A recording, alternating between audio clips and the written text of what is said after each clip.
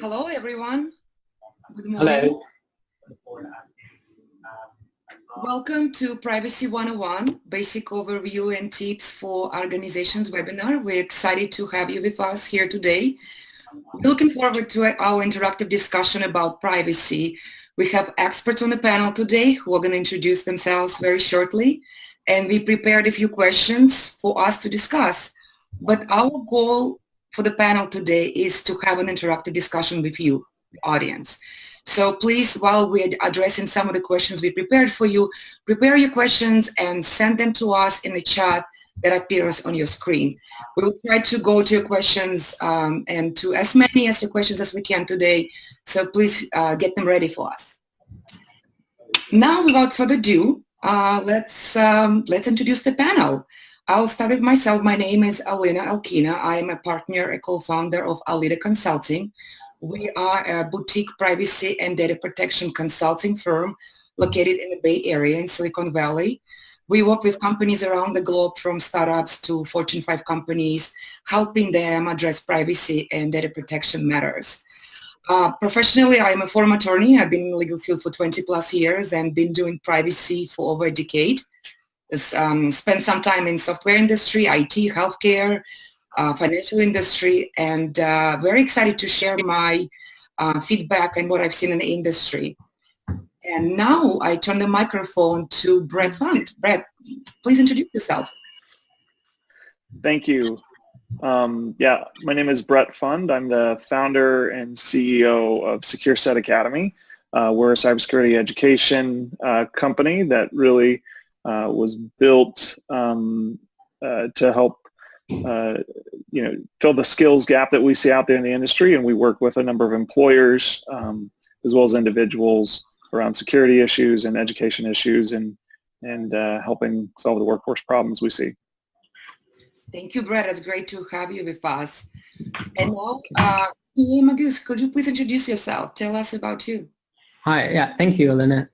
So I'm Pierre. I'm a research scientist at Privitar. We are a 50-plus company based in London, and we sell privacy-enhancing software, like an additional layer for our clients. We work with a lot of big businesses, including the National Health Services in the UK, the NHS, and first-tier bank and telcos. My background is more of an academic. I was an academic until recently, making academic publication, and I'm now working toward making all those findings useful for Privitar, which is one of our key selling points. It's great. It's great to use academic research for privacy and innovation. And nowadays we all know privacy sells. So looking forward to talking to BA about your findings and what you've seen in the industry. Well, our numbers are growing. So while we give people to join, we have a very diverse audience today. We have business owners, compliance, privacy, security experts, engineers, developers, and business owners. So we're excited to have you all. And if you didn't hear me before, the purpose of this webinar is to have an interactive discussion. We have a couple of questions we prepared for you, but please submit your questions in the chat that you see on your screen so we can address them as we move forward. And right now, I want to kind of start, while we give some people to join, let's talk about privacy and security and the difference between them. When I started doing privacy, one of the experts shared with me an example that I always find very helpful when I talk to business stakeholders who might not know what privacy and security is, just explaining to them the difference. And the example is of a house. Imagine a house with glass windows, kind of like glass walls, and curtains. So let's say if you close the glass wall, the window, but keep the curtains open, you can see what's going on inside of the house, but you cannot enter. The door is closed. So that's what many people consider security. If you open the glass door and close the curtain, people cannot see what you're doing in the house, but people can enter. So that's privacy. And when you have both curtains and the glass door closed, it's kind of like both privacy and security. very often when I talk to business stakeholders who are not privacy and security professionals, and they ask me like, what's the difference between privacy and security, now data protection, I'm confused. Giving this example, I find it very helpful to give this example to illustrate the difference. So PA and Bret, what is the most common mistake you've seen people make in confusing the two concepts, privacy, data protection, and information security? Often what I've seen is that people confuse security and privacy, that if they have strong security, they will have privacy. Our sort of like talking points usually are around explaining that privacy implies utility. So if you got full security, you can't really use your data. Whereas privacy technology, as we think of them, is just like protecting data and privacy, but still being able to use your data to make new products and interesting things. So the image we work with is a bit different from the one from the house, is that of a turtle. So you'd think that a good privacy enhancing technology setup is a turtle. So if you want to move around, you can get the feet out and look outside and move. That's a utility part. But if you need to, you can just move inside and have full down security. So that's a sort of image we work with. This is a bit like the house. Mm-hmm. No, and I love both of those images, and I think the image of the house is a great description, right? And part of what I think is the interesting differentiator that the individuals don't always understand is with privacy, you're already ceding some rights to data to the person, whoever, or the entity that you're giving it to, right? So you're giving data to a company, and with that they have it, store it, a number of different things, use it in different ways. And by using their services, you've given them that right. Whereas then the security issues are really when people have unauthorized access to that data and then will use it for either nefarious purposes or other things. So a lot of it deals with data, but on one instance, you've kind of given entity the right to it, or you may or may not have. They think you have, or you think you have.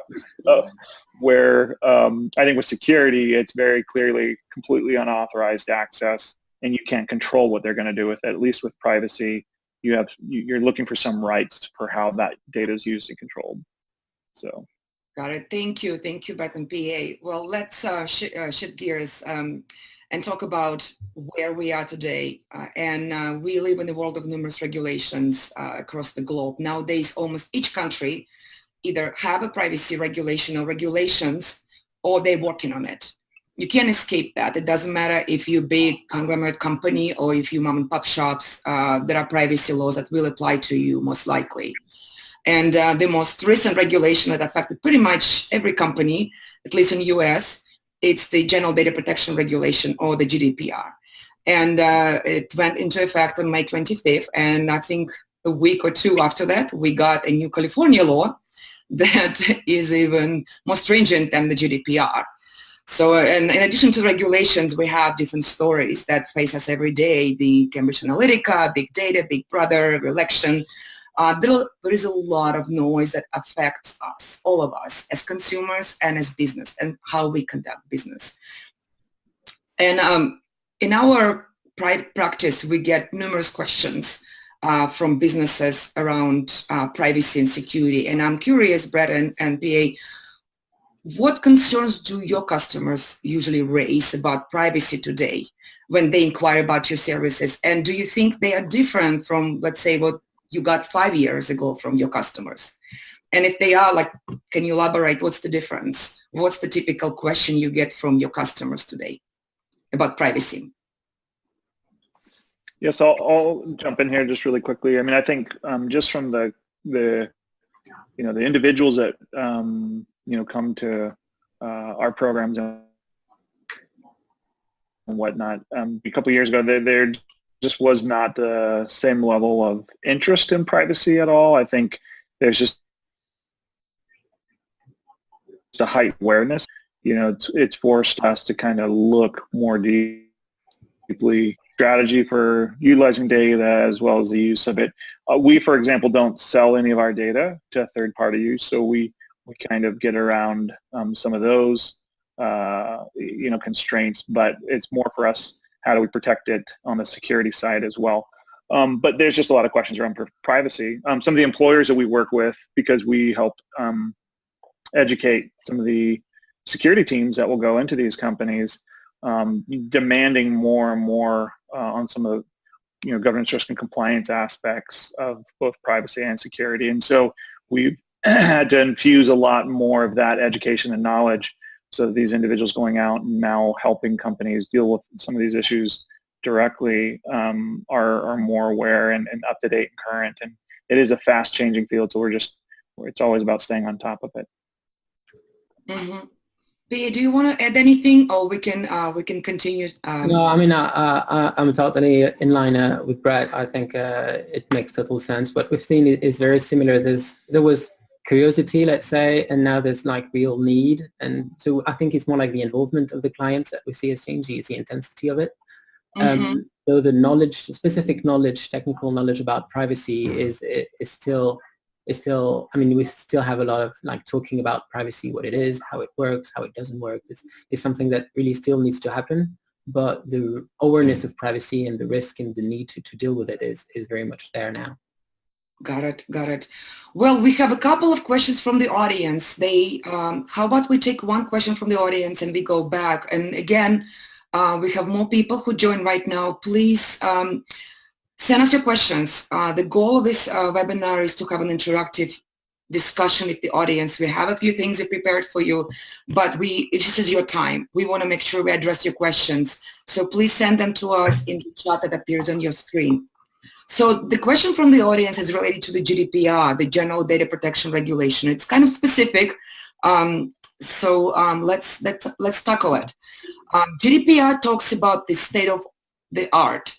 Could you please clarify what that means in real life terms? Don't you love the reasonable security, the state of the art? The regulators just love those type of terminology.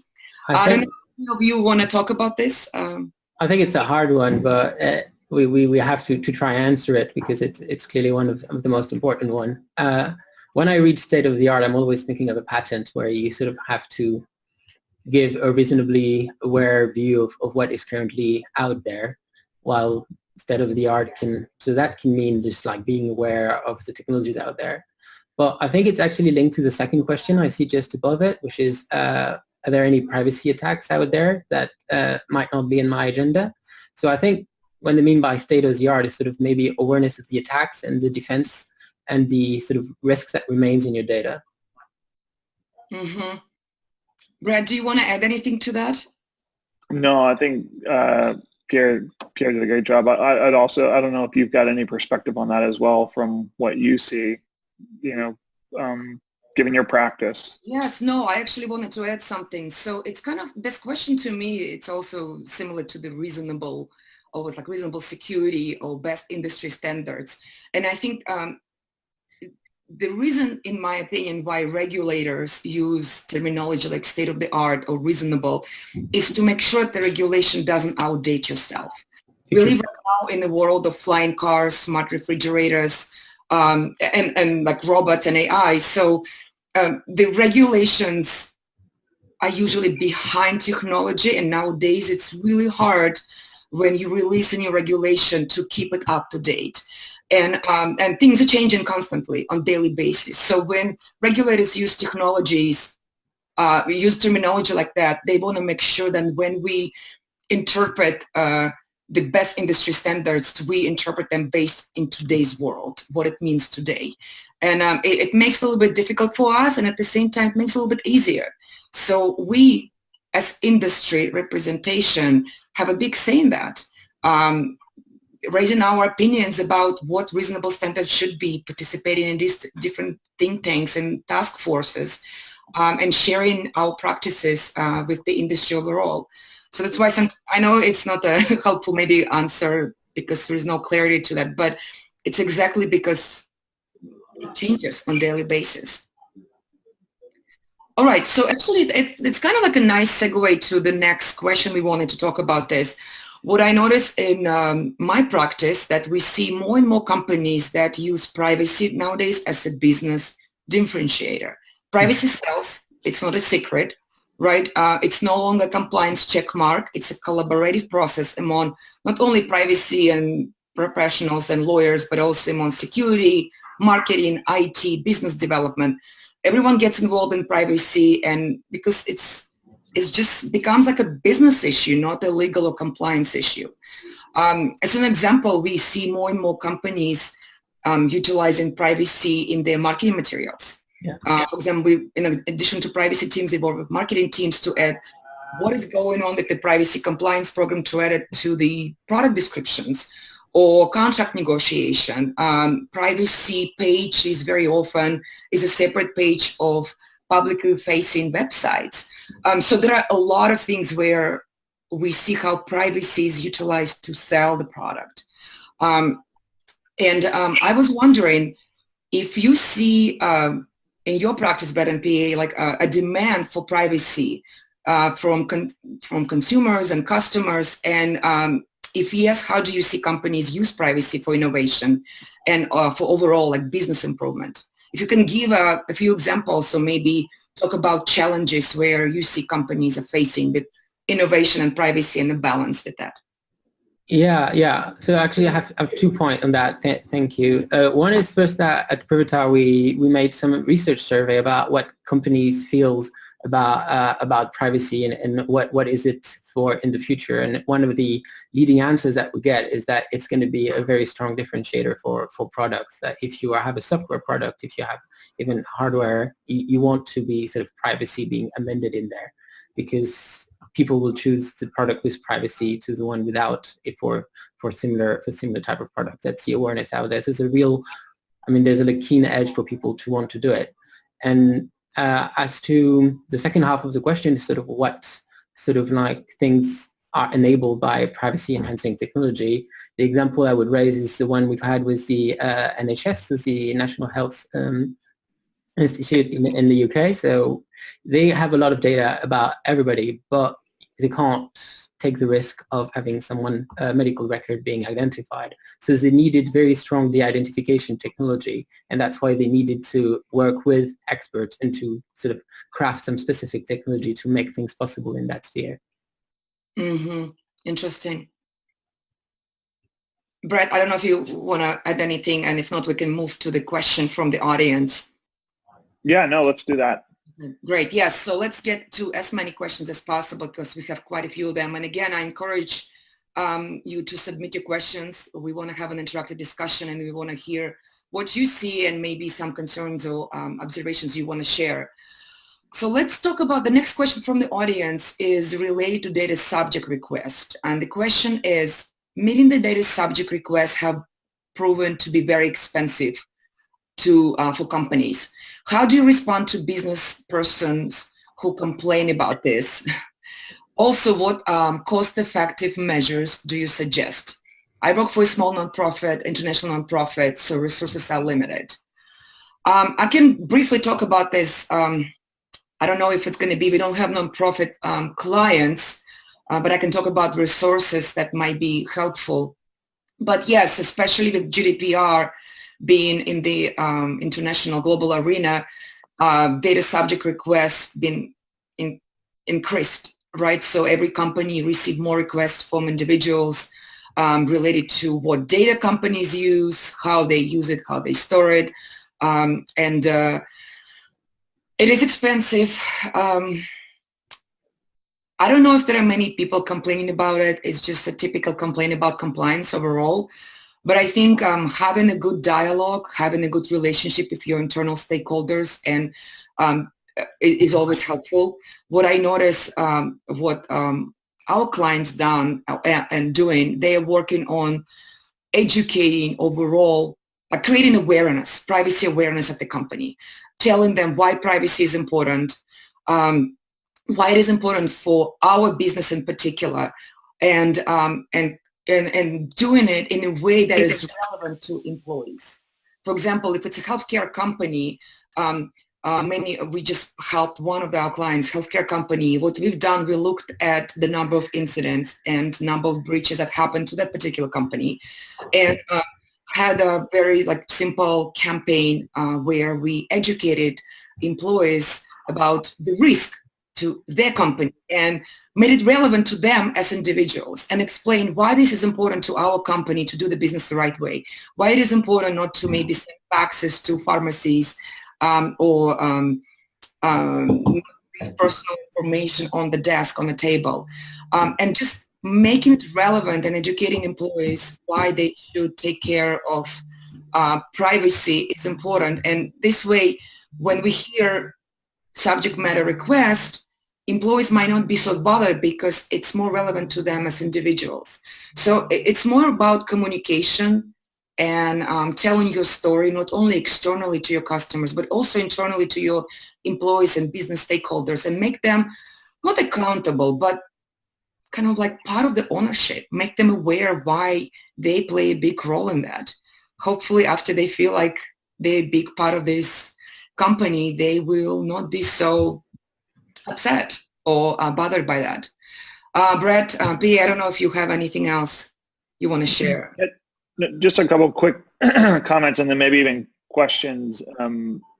So I agree, I mean, with everything that you've said. I also, if we look like the California Act, for example, I think there's been some provisions to try to, how do I say it? Like, so a small nonprofit, for example, wouldn't be held to the same standard of the type of program they'd have to have in place as some multinational conglomerate would. And so I know, like, even with the California, it's sort of limited to people who are doing business in California that either have above 25 million in revenues or over 50,000 Californians that they're collecting data from, and so on and so forth. So there's these different criteria so that, for example, a smaller nonprofit that may be servicing an area isn't going to have to make the same amount of investment. And they obviously don't have the same amount of exposure or liability as these larger companies do. And I think, things like that are very helpful for smaller entities. Not that they shouldn't, like you were saying, make sure that there's a increased awareness, that they should do a lot of education around it. But in terms of really implementing state-of-the-art, like we were just talking about, that's a burden that a lot of them couldn't bear. And so some of the regulations are trying to account for that. But would love to, Elena or Pierre, if you have anything, if I'm wrong in sort of the way that I'm reading that, then, would love to hear that as well. I mean, my experience is very much aligned with what you both said. I mean, privacy, although it's a very hot topic, is a bit new still. So there's no really like off-the-shelf solution. And sometimes it will be, most of the time, I'd say you need to talk with some privacy expert, reach out a little bit, and the solution might be simple, might be awareness, might be actually there's no real risk out there, or maybe there is and it's a fairly straightforward fix, but there's no like off-the-shelf solution, I should just install this and it's done. It requires linking up with companies or experts to just really understand what's going on. It might be a short discussion, but it's the necessary discussion to reach out a little bit to establish that. Yeah, and just to add, if you're a small nonprofit or a small business and you don't have someone internally responsible for privacy, and again, going back to the question regarding data subject requests, this is something you need to address. You don't need to hire someone internally, maybe dedicating one person who can be just a lead, just a thinking person who can lead a discussion and conversation, raise awareness, or like ask for money. All right. And there are also resources where you can hire someone like an external data protection officer or an external law firm or consulting who can be that point of contact for your data subject requests. For example, we serve for many companies as an external point of contact. And there are resources in the European Union where if, let's say, you have complaints or very specific requests to connect with regulatory agencies, you can also have someone in the EU. Depending on your needs, where you are located, you can hire someone who can be that person. Also there are, if you're a larger company and you have resources to invest, there are numerous platforms, software that you can invest.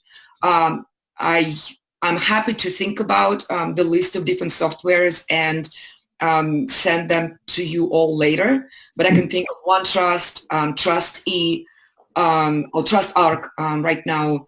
I'm not sure if you can think of anyone else, Bret and PA, but how about we just think about different resources and send it to the audience later so you can explore. And the International Association of Privacy Professionals is a great company that collects various resources. If you are a non-member, I believe you can still access some free resources. We encourage you to do so. And if you're a member, you can there are numerous resources available for you, from webinars and resources and consultants and lawyers, and there is a list. So feel free to check it out. Again, it's the International Association of Privacy Professionals, the IAPP. So, there's a next question that kind of related to the previous question. What do you suggest for employee awareness training regarding GDPR for small U.S. companies? Are there services you recommend for purchase, or is it possible to build? We, again, there are numerous companies that provide service training. As a professional, someone who used to build training for companies internally, I gotta say that I always have troubles finding a good company that sells a solution, like a training solution off the shelf, because of the following reason. No one knows my company as well as I do, or whoever is doing internal training. Some solutions are great, some are better than others, but you always have to customize them to make applicable to you. Because training is kind of security blanket for any organization. And if you don't adjust it to explain your privacy and security concerns to your employees, that's going to be a waste of your money. People will just going to listen to it, put a check mark, take a test, and forget about this. It's not going to change behavior. It's not going to make a difference. It's not going to protect you from incidents and breaches. So even if you purchase something, please adjust it to make it relevant to your company. Otherwise, it's not useful. And I don't know if you guys want to add anything, but we can add the list of organizations again for training at the end of our discussion and send it to the audience. No, I think my only comment here, my only comment here to echo what you just said and what Pierre has said is really it's about working with some experts to figure out the right solution for your entity. Because to your point, Elena, you just can't buy something, and to Pierre's point, you can't buy something off the shelf and make it work. You really need to figure out what your pain points are, what privacy means for your organization and your customers. And then that's usually best done with an expert along with your team. And I want to just mention, going back to my time when I was in house, like we got creative when we had no money. Just get creative. You don't need to have an official training. Talk to your HR team or whoever is responsible for onboarding and say, like, let's add like a paragraph or two about privacy and what it means. Let's add a paragraph about expectation of privacy for employees internally. Like, do we monitor emails? Do we have video cameras that are going to be monitoring employees' activities on a daily basis? If we have global business, tell people about GDPR or like Canadian law or Asian laws and regulations. So think about it. Add a couple of sentences. That's already training. Also, as you know, like in fall, we have Security Awareness Month. We have Privacy Awareness Month. Have fun. Put a table outside next to elevator. And when your employees come in, give them a donut and a coffee and tell them, do you know what privacy means to our company? We've done it for big and small companies. People like, you get some little weird questions. Some of them like, where it's like, oh, I don't know if privacy is important and what is privacy? And some people tell you everything they know, and you would be amazed how many privacy and security champions you have. And also you will educate people and you will make it relevant to them, and document everything. Even that simple privacy awareness campaign, message in your onboarding employee manual, or just like a simple conversation during a business meeting is training. And, you know, if depending on what company you are, you might be required to do privacy and security training. So keep records of it, because if something happens, a breach or incident, and you exhausted all your protection and tools, the regulators might ask, have you trained your employees? And you can say, yes, we did everything we could. We train employees, here are the records.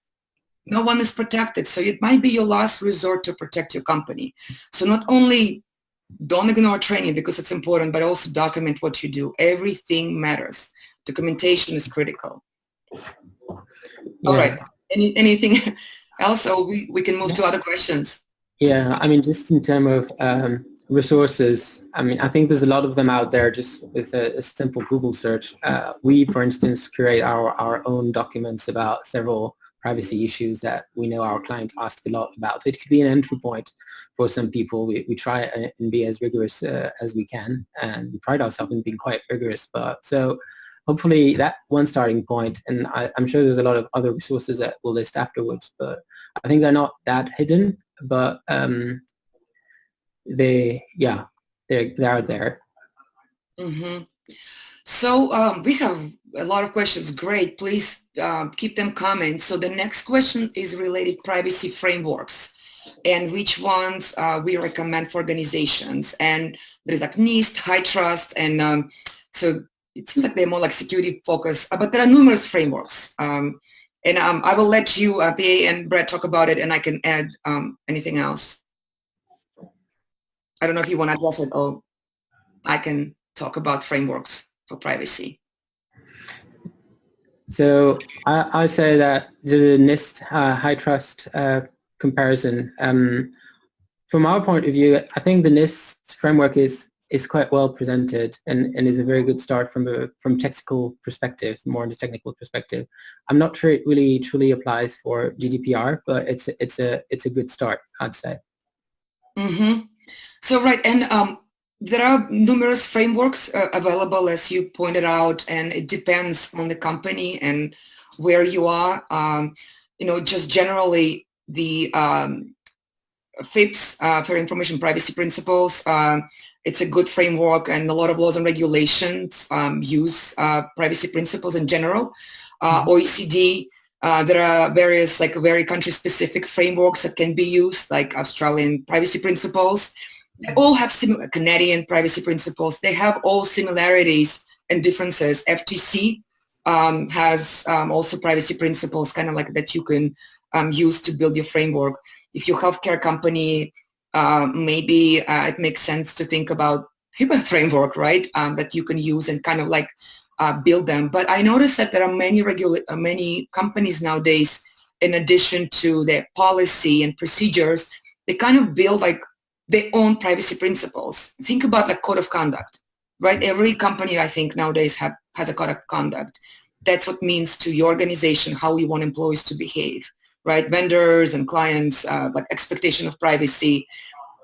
And create your own code of conduct for privacy or security. Think about what privacy principles you've seen in the world that applies to you, and pick like 3 to 5 of them. Don't go over the board. Just think about like very important privacy principles as they are important to your business, and create them. Kind of like, again, be creative. I think you don't need to go over time by what is in the industry. Look at what you have in the industry that applies to you, and kind of like recreate them for your business. And I think maybe Bret and PA, we can also send a couple of frameworks for privacy and security also at the end of our discussion, so people have them in their inbox. So there are quite a few of them. I know I usually use FIPS because they just something that many laws and regulations use when they create privacy laws. So maybe we can talk, let's talk about privacy and security incidents and data breach, right? I know it's a very broad topic, and nowadays no one is protected, right? So there is no 100% security. So if it used to be, if data breach happens to me, now it's when, right? Data breach happens to me, it's not if, it's when. I'm still surprised that you would hope that every company has a very strong incident response and breach plan and notification kind of like plan, have their breach response plan and the team on their speed dial. But no, many companies still working on it and don't have anything in place. PA and Bret, what have you noticed? Like how usually you see in your practice that incident and breach are managed? Is it usually responsibility information security team or privacy, legal? What is your opinion, and what are the most overlooked operational steps and having a solid data breach and incident response plan that you notice? Yeah, I'm happy to start, and then Pierre, love to hear your perspective. I think a lot of the smaller, medium-sized companies that I tend to talk to, work with, some of them are trying to figure out what security means just in general. And so now when you add layer sort of privacy, which is part of that, like we've talked about, trying to understand the difference like we've been talking about, but then also how to manage that from a perspective. Usually this falls to a security team, or they work with outside counsel to say, what does privacy mean for us? And so that's, I think, a lot of how I've seen a lot of smaller, medium-sized companies deal with the privacy aspect. And then they just think about security as the main focus. The challenge for that, obviously, is when a breach happens, like you're talking about, you can't separate, the security aspect from the privacy aspect, right? Because now you've got unauthorized access to this data. And so then individuals are really upset because now their data is out there being used in ways that they never intended, and that company was the reason why that is happening. And so for the consumer, it doesn't matter whether, like you want them to use that data that way or not. It's just being used that way, and so the company bears that burden. And so I think just the point I'm trying to make is for smaller to medium-sized companies, the focus is more around the security aspect with an outsourcing of understanding the privacy side. But when a breach happens, then that really, it complicates the issue for them. Yeah, from what we've seen, breach is really dealt as a security issue. So GDPR and other policies have had some responsibility in terms of information and making it like aware, making the data subject aware of what happened. But it's usually a privacy issue, a security issue. I'm sorry, lapse. It's usually this security system that was breached, and there was an unintended use of data. So it's usually dealt as a completely security issue. Just to continue on this topic, who are the typical stakeholders that are usually part of the incidents and breach response team, in addition to information security? Yeah, I think from my perspective, obviously law enforcement is part of that process, right? So when you think about a breach occurs, what do you need to do, that whole incident response piece. Oftentimes, I think some companies, at least in the past, we're starting to see a little bit less of this at the moment, but in the past, there was less willingness to go to law enforcement right away. They wanted to see if they could figure it out internally first and what the extent of it was and so on and so forth. But I think now law enforcement is becoming a better partner in a lot of senses. And so that's going to be an important step along the process, because what you don't want to do is ignore that and then go through this process only to find out from your customers that never happened. And then, in hindsight, it looks really bad. So law enforcement is definitely a stakeholder. The customers are stakeholders. Obviously boards and executive management, if you're the security team utilizing that, all those stakeholders need to have some level of awareness of what's happening in that incident response piece. So I don't know, Pierre, go ahead. No, I think I agree with all of that. I don't have much to add on that one. Right, and actually, the law enforcement, and in fact, I wanted to notice if you are a smaller company and you haven't thought about establishing like a dotted line with law enforcement, do so. They become a great supporter, like a stakeholder in the incident response and breach response plan, and it depends where you are coming from and what's the cause, but develop a relationship, develop it before any incident or breach happens.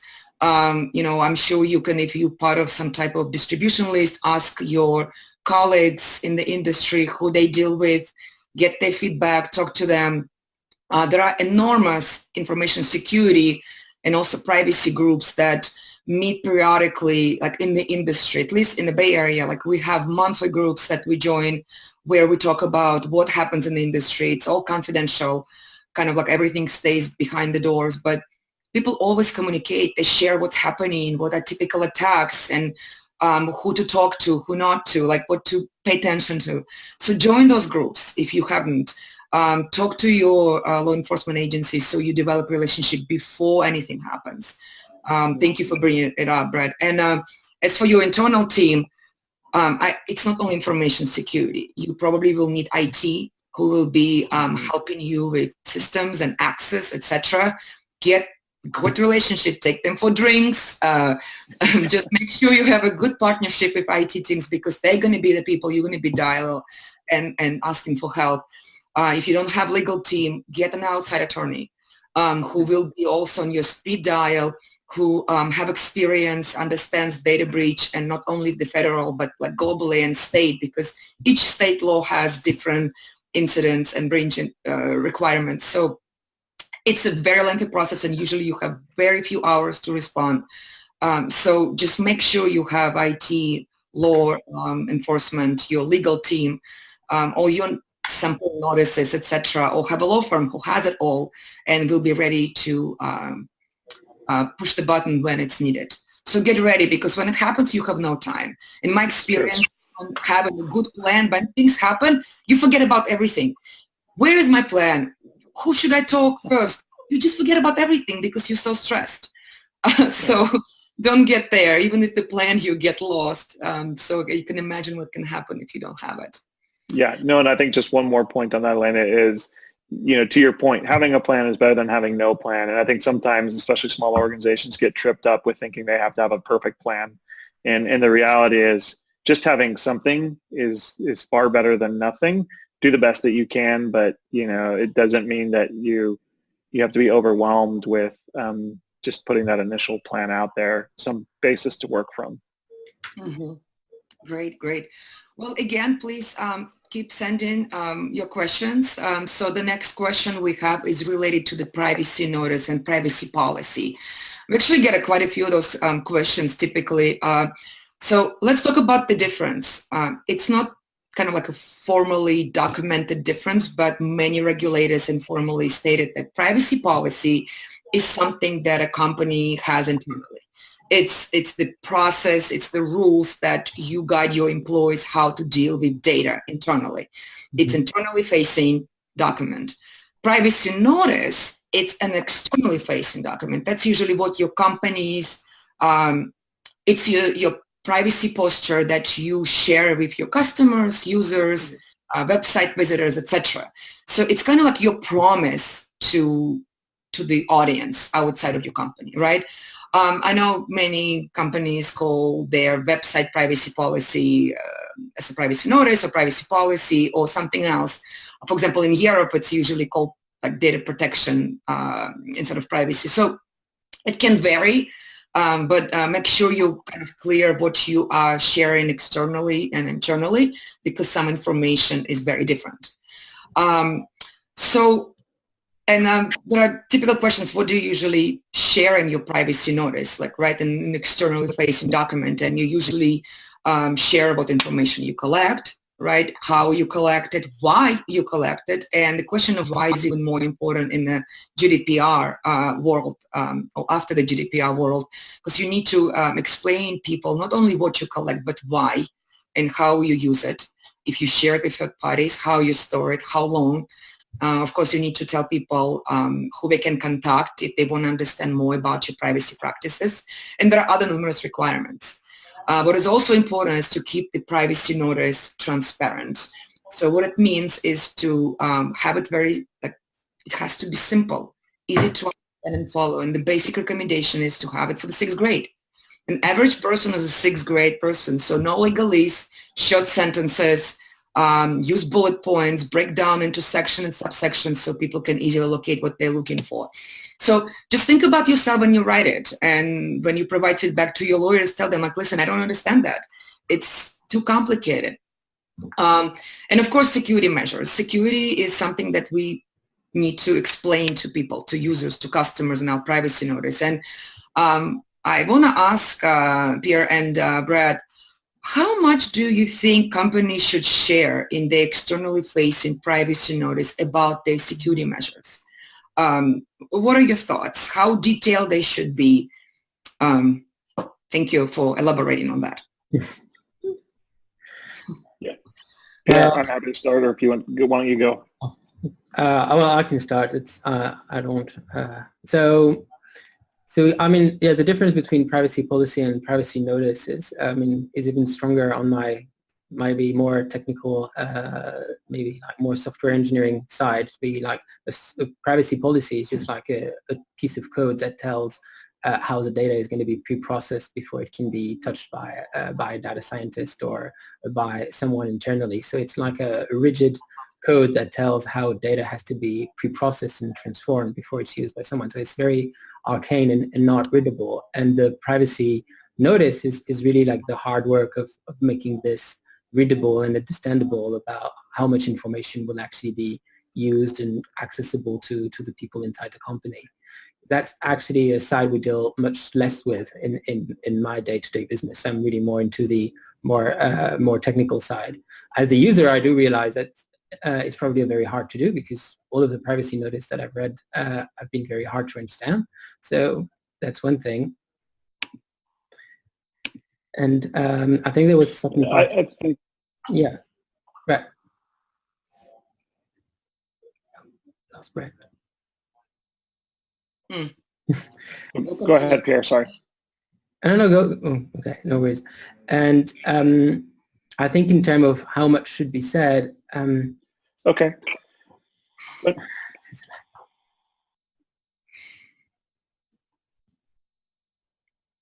Bret, can you hear us? Sorry, we hear you yep. from like but it's interrupted. Do you want to share something? Go ahead.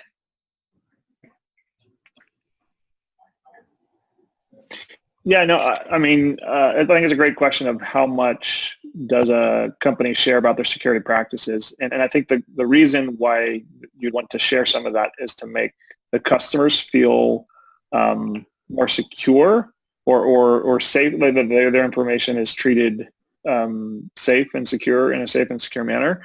However, I would say that most consumers won't understand all the depth of the security practices in general. So to your earlier point with the privacy notice, you have to keep it at a level where people can understand it. And that serves two purposes. One, it protects the company from revealing how they're actually securing the data.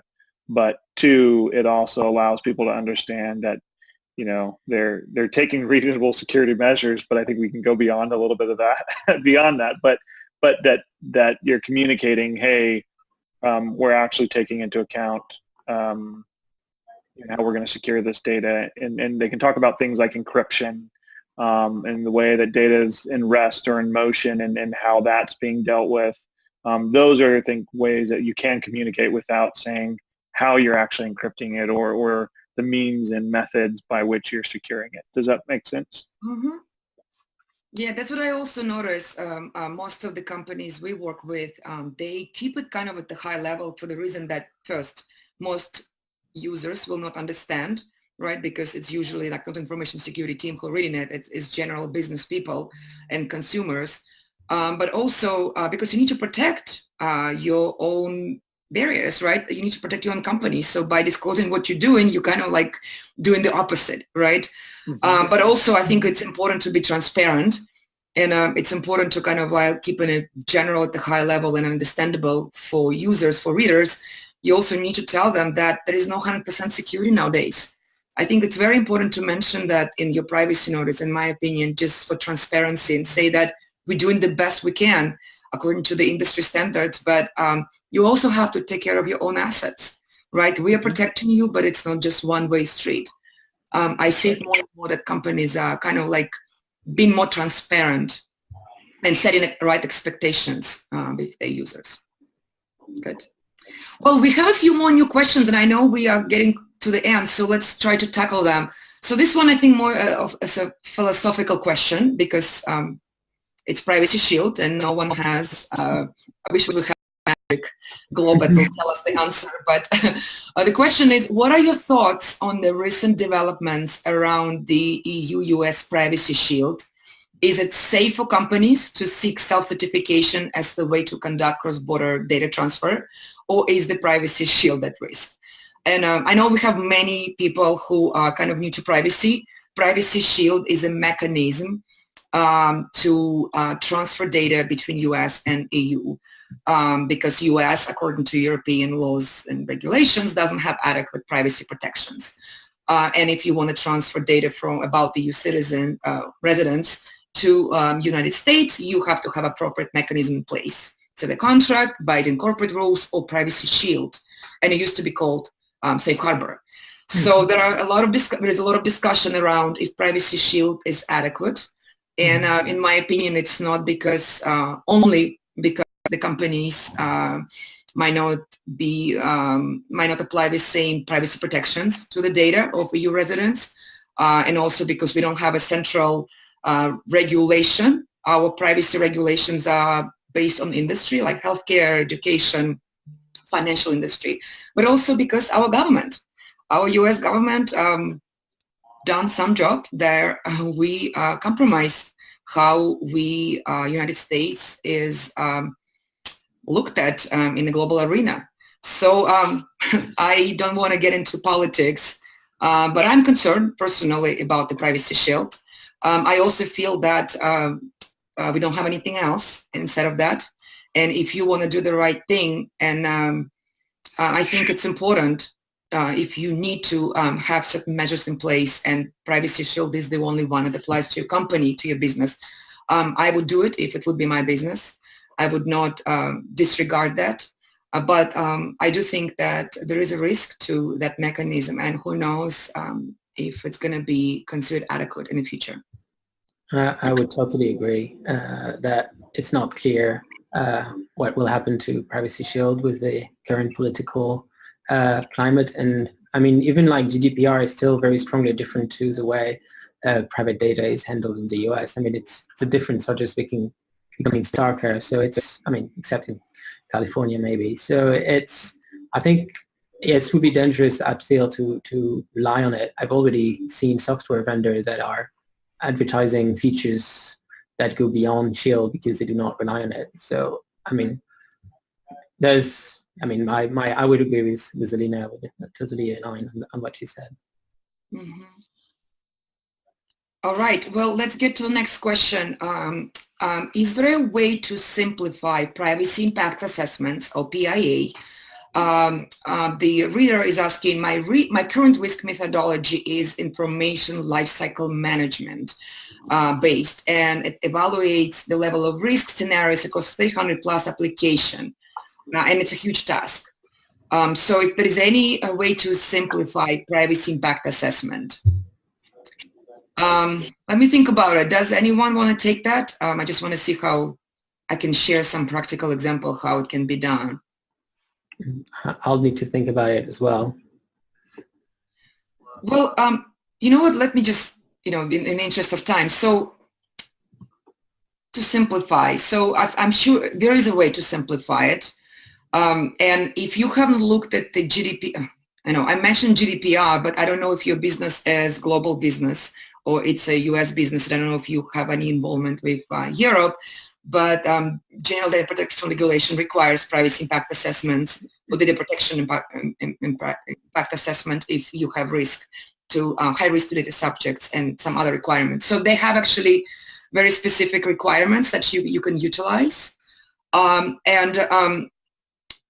I know we run data privacy impact assessment to different businesses, and we run for products. And we kind of like for business processes, applications, and we kind of simplify it into two phases. First, we have a full data privacy impact assessment, but before we run it, because it can be very lengthy and complicated, like you said, we kind of like created a threshold privacy impact assessment. And it's a very simple form to kind of like to see if there is any potential risk at all. And some very basic questions, what information is collected, and if there is any sensitive information about how many data subject, etc. So I don't know if you're talking about privacy impact assessment in the GDPR world or overall as a risk assessment. So maybe that's, I don't know the difference for you, but if we're talking about the GDPR, there is a way to simplify it by running kind of like a threshold PIA and then a full PIA. But you need to run it for applications versus, business processes and businesses depending on where you are and where risk is. Just have to do it. And there are softwares available and automated tools. Again, TrustArc has OneTrust. That's what I've seen that are the most commonly used. There are many law firms and consulting companies have their own like templates as Microsoft Word or Excel if you don't want to invest money into a software tool and management of it. Guys, do you want to add anything to it? Like the simplification piece, it's nothing when it comes to compliance. Nothing easy. Just trying and evaluate it on a constant basis, getting feedback from stakeholders and regulators, and unfortunately, there is no. I think you put forward some great thoughts, and it's a great question to ask. Definitely need to think about more, but yeah, I don't. Yeah. Don't have. And another thing I want to add, if you in the GDPR world, so depending if you control or processor, you might get some data privacy impact assessment forms from controllers if you're processor, helping them to address that.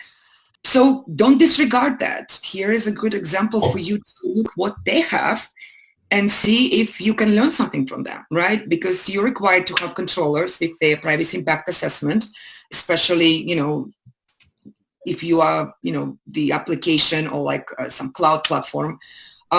Look what they have. See if there is something that you can borrow or collaborate with them. So don't disregard requests from other companies for help because you might be the next one needing help. And it's good energy, good karma, right? So don't disregard that. So I know we have literally 3 minutes. So Bret and PA, can you just share like maybe 2 recommendations for organization nowadays in the world where it's highly regulated and also there is not much guidance to companies. So what are things you would want to recommend, to organizations to think about, like practical things? Well, I'll stay very high level to start. So I would say it's sort of information and planning. So first get well informed as much as the resources will be able to share or that available online. For instance, in our website, we keep a glossary where we have all the key terms in GDPR and other like key terms that you can sort of get a bearing of what's going on, and then planning, because there'll be a hurdle on the way for you to get privacy aware or privacy compliance system. So try to be forward looking. So that's what also we tried to do in our survey when like business leaders sort of shared why they think privacy is important and where they see the pain point into making it work. So I think that's just be the 2 directions, so like just planning and information. That's very high level. I'm sorry. That's a very general question. No, but it's great, and I think my advice is very similar and probably similar but different words, which is strategy and culture. I think kind of like that planning aspect, really having a strategy for how to deal with this, whether it's the privacy policy and the privacy notice, whether it's the incident response or so on. All those things just require a good strategy, and then the culture of awareness, a culture of security mindedness in an organization as well as privacy mindedness. I think those are the things that executives, business owners, and others need to be thinking about. And then the best way to start that is to build the right team. We talked about the various stakeholders, right? But who in your organization is going to be that point of contact, like Elena talked about, building out that team, both internally and externally, to get everything done to implement that strategy and culture. And the right contacts, I guess. Yeah. Working with the right privacy experts. It's something you'll have to deal with. So you should take the time to vet you will be working with to make sure it's the right partner, because that's something you're not going to be reinventing out of nothing. So you will have to find partners to to meet those two objectives. Yeah. It's a great point. Yeah, and just to add, I second what you said. Culture and relationship is important, especially if you don't have resources. Like building your champions, like people who will help you, maybe do like a second job for you. You know, there are people who are passionate about it, and I see companies that have people like in finance doing privacy because they're just passionate about it as a topic. You never know. Just like have those conversations if you worry about having limited resources, develop a relationship. And the plan is so important. Even if you're not compliant and have no resources and you don't know when it's going to happen, create something like one pager, have a roadmap, 1 year, 3 year, 5 year roadmap. Because if something happens, you will have to talk about this. And if you have one roadmap, one page roadmap, you can tell regulators, listen, this is where we are. We start up as small companies. We don't have resources, but we thought about it. We talked to people. We have a plan. We're not there yet, but we will be. Just have it, because regulators don't want to get companies in trouble if they see that they're doing the right thing. So I think we are 1 minute over. Thank you so much, everyone, for joining. Thank you, Bret and Pierre. Thank you all. Thank you, Elena. Thank you. Right. And we will be sending additional resources later. Thank you so much, everyone, for all your great questions. Thank you. Thank Bye. you. Bye-bye.